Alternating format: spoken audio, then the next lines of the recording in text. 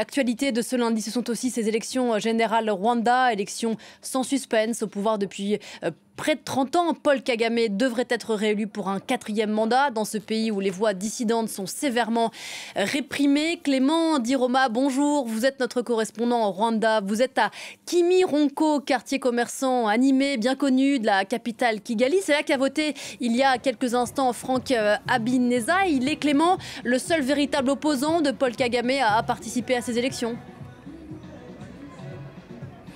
Bonjour Pauline, oui, vous le disiez, hein, c'est une élection sans suspense. En fait, Paul Kagame fait face à 2 candidats, mais un seul est vraiment d'opposition, est à la tête d'un parti d'opposition reconnu. Et il s'agit de Frank Habineza qui a voté au bureau juste derrière moi. En sortant de ce bureau, eh bien, il a déclaré à la presse que les conditions pour la démocratie au Rwanda s'étaient un peu améliorées depuis les élections de 2017 où le président Paul Kagame avait été réélu avec presque 99% des voix, 98% de taux de participation également, des scores très haut, très critiqué aussi par les observateurs internationaux.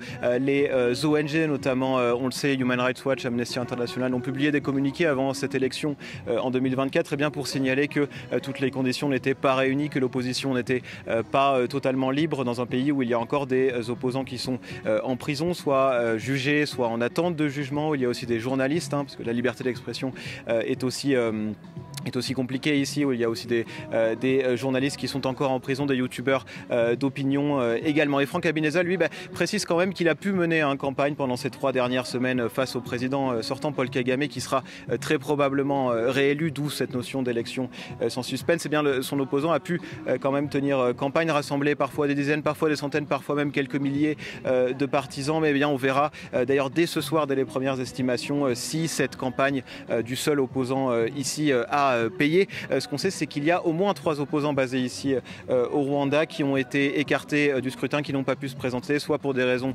juridiques, judiciaires, soit pour des motifs administratifs. Sachant qu'il y a aussi un autre candidat, malgré le scénario écrit d'avance, est-ce que les 9 millions de Rwandais qui sont appelés aux urnes pour ces élections générales en attendent quelque chose ?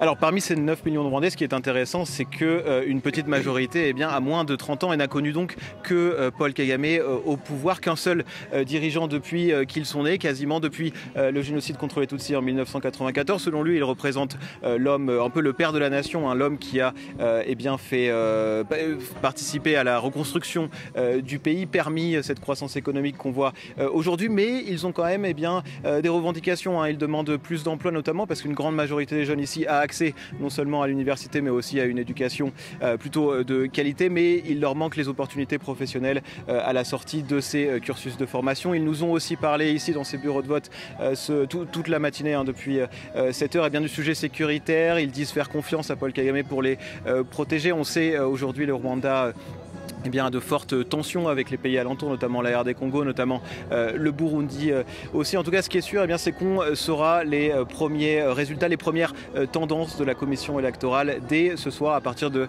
20h, 21h environ. Clément Diroma à Kimironko.